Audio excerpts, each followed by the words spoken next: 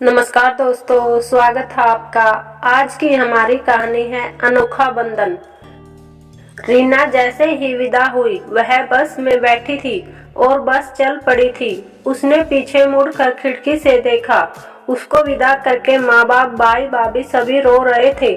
छोटा सा बिट्टू भी रो रहा था। उनको रोता देख उसकी रुलाई भी बढ़ती जा रही थी। जैसे जैसे बस आगे बढ़ी सब पीछे रह गए थे।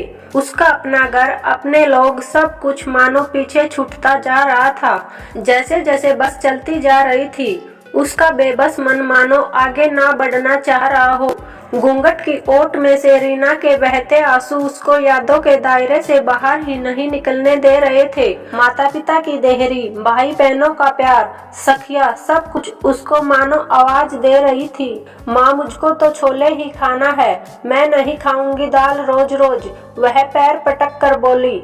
अच्छा ठीक है, शाम को छोले पूरी बना दूंगी, अभी तो खा लो बेटा। माँ की प्यारी मनोहार। भैया, मुझको घड़ी चाहिए, मेरी सभी सहेलियों के पास है। अच्छा बाबा, अब की बार ला दूंगा जैसे ही तनख्वाह मिलेगी। घर में छोटी होने के कारण अपनी हर फरमाइश वह रोकर और जिद करके मनवा लेती। पापा की भी बहुत लाडली थी वह। उसको याद आ रहा था वो दिन जब वह पहली बार कॉलेज से एजुकेशन ट्रिप पर जाना चाहती थी और पापा उसको अपने से दूर, इतनी दूर नहीं भेज रहे थे। नहीं गुड़िया, तुम नहीं जाओगी, कैसे रहोगी तुम वहाँ, कौन ध्यान रखेगा तुम्हारा।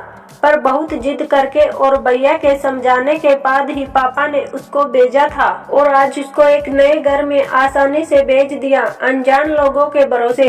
वह रोती ही जा रही थी। वहीं पापा की प्यारी गुड़िया आज सबको छोड़कर एक नए परिवार, नए माहौल, नए लोगों के साथ जा रही है, जिन लोगों के बिना वह एक पल नहीं रह सकती थी। आज उन्हीं से दूर जा रही है। कैसे रहेगी वह सबके बिना।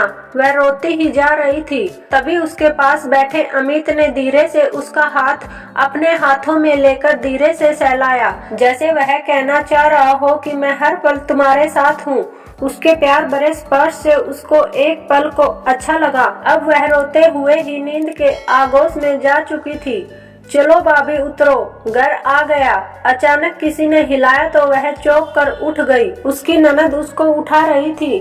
देखा तो उसका नया आशियाना आ चुका था। शुरू के 2-3 दिन तो उसको अपने घर की बहुत याद आई, पर सब लोगों का वह, खास तौर पर पति अमित का व्यवहार, उसका प्यार, वह हर पल उसका ध्यान रखना, सब कुछ उसको अच्छा लगने लगा। उसको अमित से मिलकर ऐसा लगने लगा था कि जैसे उसकी जन्मों की पहचान हो।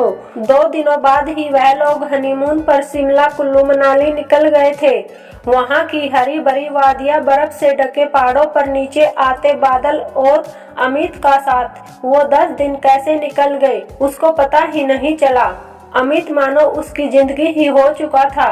वह सभी को भूल गई थी, उसमें इतना खो चुकी थी और अमित का भी यही हाल था। 10 दिन बाद जब वह लौट कर आई तब आते ही सास बोली, बेटा, रीना के पापा पग फेरा के लिए रीना के भाई राजा को भेज रहे हैं।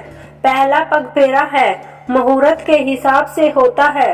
अमित बोले, ठीक है मम्मी। रात को अमित और रीना दोनों ही उदास एक दूसरे की बाहों में खो गए थे। कल तुम चली जाओगी, मैं कैसे रह पाऊंगा, अमित बोला। रीना प्यार से उसके बालों को सहलाने लगी और बोली, मैं भी अब आपके बिना रहने का सोच नहीं सकती, कभी नहीं सोचा था। चंद दिनों में जिंदगी इतनी खूबसूरत व हसीन लगने लगेगी। आपका साथ पाकर हर पल इतना सुंदर लम्हा बन जाएगा। मैं भी आपके बिना रह पाऊंगी क्या? वह उसकी छाती में सिर छुपाते हुए बोली। अमित ने उसको बाहों में इस तरह कस लिया मानो अब दूर नहीं जाने देगा। दूसरे दिन ही राजा आ गया था। भैया को देख वह एकदम गले लग गई थी। सब कैसे हैं भैया? माँ पापा सब याद करते हैं ना भाभी, बिट्टू? अरे भाई, तुम चल तो रही हो, सबसे मिल लेना। तुम्हारे बिन घर भी उदास है गुड़िया। उसकी तैयारी हो चुकी थी जाने की। वह कपड़े बदलने जब कमरे में आई तो अमित की आंखों में आंसू थे। तुम जल्दी आ जाओगी ना?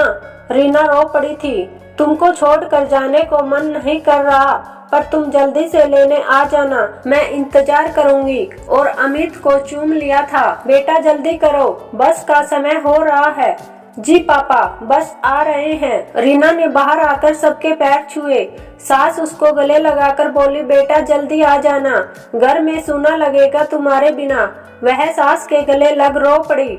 उसको आज एक और माँ मिल गई थी। अमित छोड़ने के लिए बस स्टैंड पर आया था। वह जैसे ही बस में बैठी अमित उससे बोला, अपना ध्यान रखना, और उतर गया था। खिड़की पर आकर उसके हाथों में डेयरी मिल्क चॉकलेट रख दी थी, जो कि उसको बहुत पसंद थी। बस अब चल रही थी और वह आज एक बार फिर खिड़की से बाहर अमित को देखकर रो रही थी। उस दिन उसको अपने माँ पापा भाई भाभी सबको छोड़कर रोना आ रहा था और आज वह रो रही थी अपने प्रियतम की जुदाई में, जिसके साथ वह चंद दिनों पहले ही एक प्यारे बंधन में बंधी थी। सोच रही थी चंद दिनों में ये कैसा अनोखा प्यारा बंधन बन गया है कि आज का ये रिश्ता मायके के 25 साल के सबके रिश्तों पर भारी पड़ रहा है। धन्यवाद दोस्तों।